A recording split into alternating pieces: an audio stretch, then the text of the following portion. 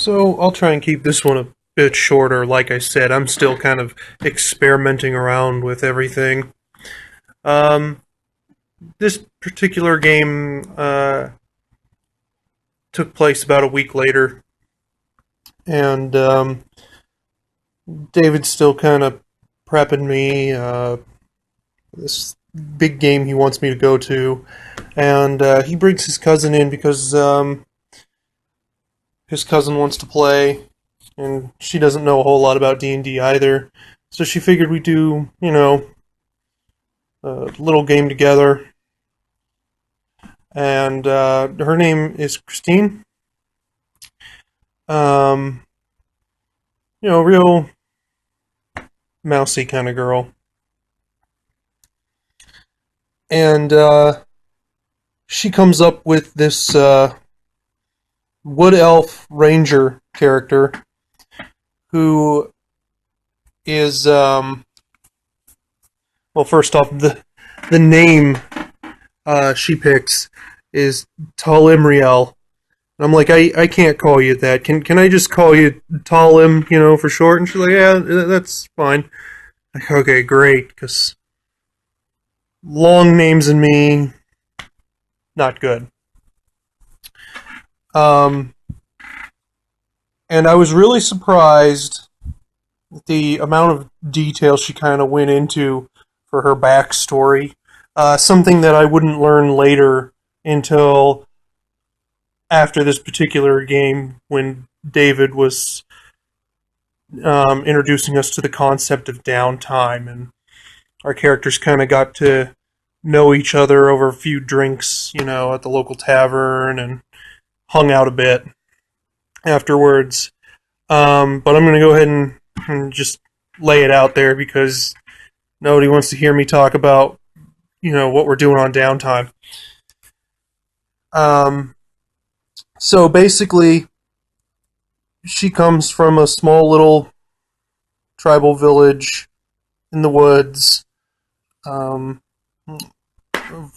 woodland elves, and her and a handful, maybe like 5 or 6 of her people tops made it out of this village, a couple hundred. After some crazy asshole who wanted to cut down the trees in the forest and use them for timber, and couldn't get the wood elves out of there, decided he was going to kind of unleash this virus and just kind of kill them all off. And she gets her revenge. She finds him out who it is, and she finds him, and she kills him. But the interesting thing about this is that she now has this disease, because like I said, her and a few of her people were the only people to really get to any sort of medical attention. And as a result, she needs to get these ingredients and take them over to an alchemist and, have them all mixed up, or, mix them up herself. And she needs to take it in regular dosages in order to keep herself alive. And I thought that was kind of interesting because you don't have to tag that onto your character if you don't want to, but she did. She went out of the way to give her character a little something interesting, give her character a little bit more motivation for going out and doing, all sorts of jobs, for coin to get these rare and expensive ingredients, so that she can continue living.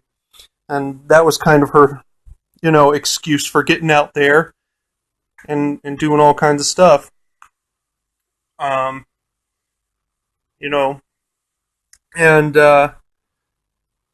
my character meets her um, as I have just gotten my new horse, and I'm, David's like, you're riding across the countryside, and off into the distance, um, after a while of traveling west across these lands, you kind of see this tower off into the far distance of these plains, and something just strikes it kind of odd,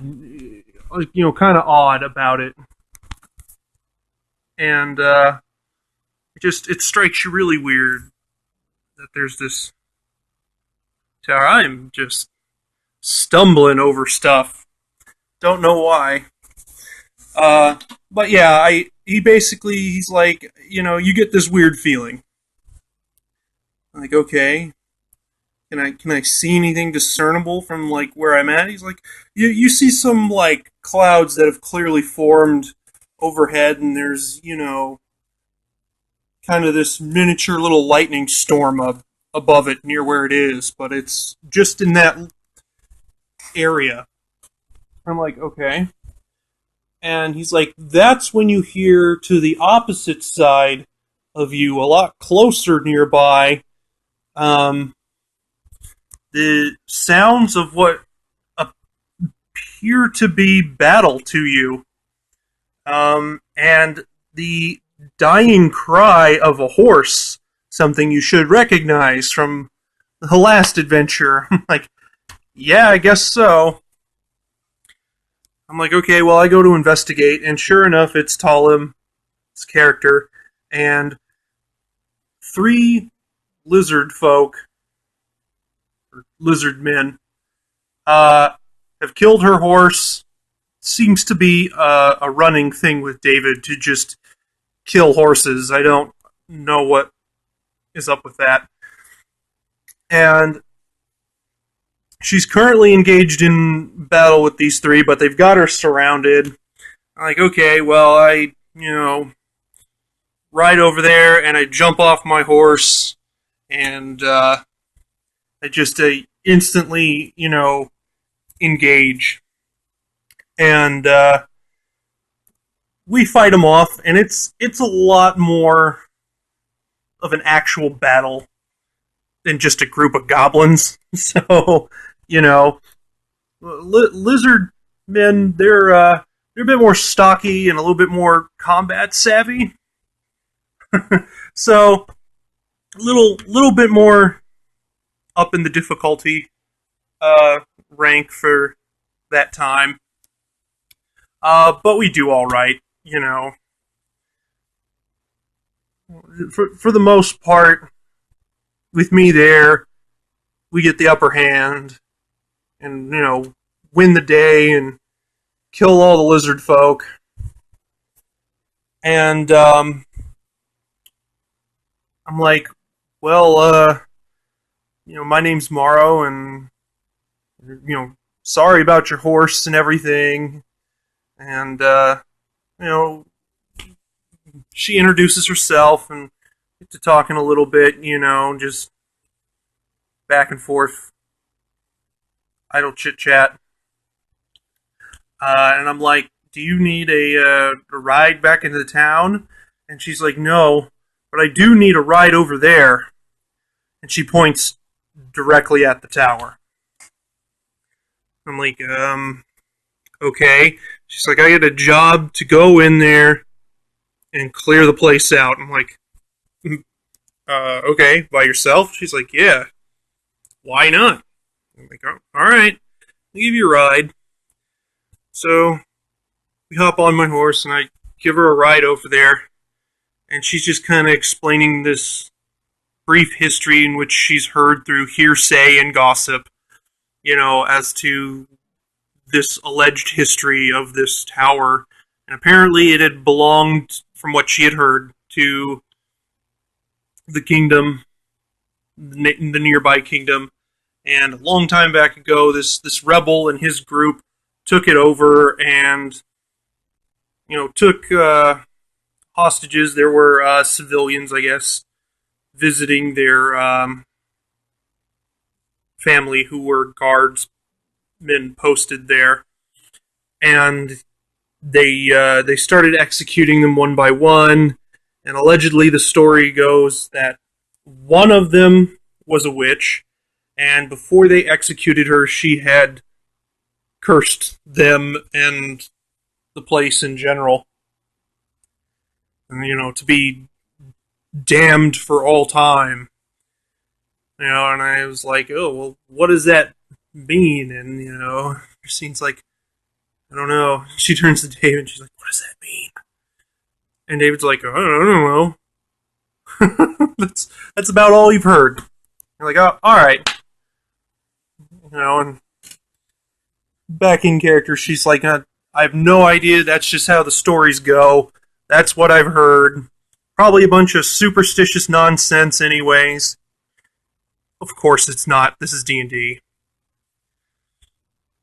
Holy crap, we're already coming up on like 12 minutes.